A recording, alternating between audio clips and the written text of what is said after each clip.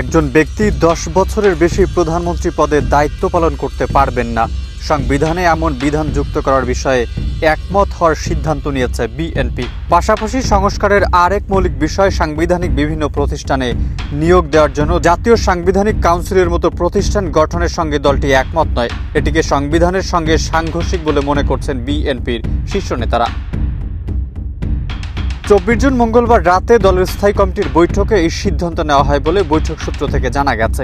গুলশানে বিএনপির চেয়ারপারসনের রাজনৈতিক কার্যালয়ে অনুষ্ঠিত বৈঠকে লন্ডন থেকে ভার্চুয়ালি সভাপতিত্ব করেন দলের ভারপ্রাপ্ত চেয়ারম্যান তারেক রহমান।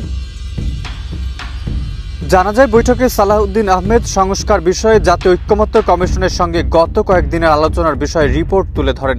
গত রোববার কমিশনের সঙ্গে রাজনৈতিক দলগুলোর বৈঠকে প্রধানমন্ত্রীর মেয়াদ নিয়ে বিস্তর আলোচনা হয়। 2 পূর্ণমেয়াদ হবে নাকি 2 বার হবে তা নিয়ে দলগুলোর মধ্যে বিতর্ক হয়। কেউ কেউ সংসদে 2 মেয়াদের পক্ষে, কেউ কেউ 2 বারের অর্থাৎ মেয়াদ যতদিন হোক সর্বোচ্চ 2 বার প্রধানমন্ত্রী হিসেবে শপথ নিতে পারবেন এর পক্ষে মত দেন। যুক্তিতর্কের এক পর্যায়ে বৈঠকে সালাউদ্দিন আহমেদ বলেন, এভাবে ঐক্যমত্য আসা হয়তো সম্ভব হবে না। এর বদলে একজন ব্যক্তি তার জীবদ্দশায় সর্বোচ্চ কত বছর প্রধানমন্ত্রী হিসেবে দায়িত্ব পালন করতে পারবেন তা ভেবে দেখার আহ্বান জানান তিনি। এদিকে একজন ব্যক্তির সর্বোচ্চ কতবার প্রধানমন্ত্রী হতে পারবেন তা সংবিধানে অন্তর্ভুক্ত করার প্রস্তাব করে সংবিধান সংস্কার কমিশন।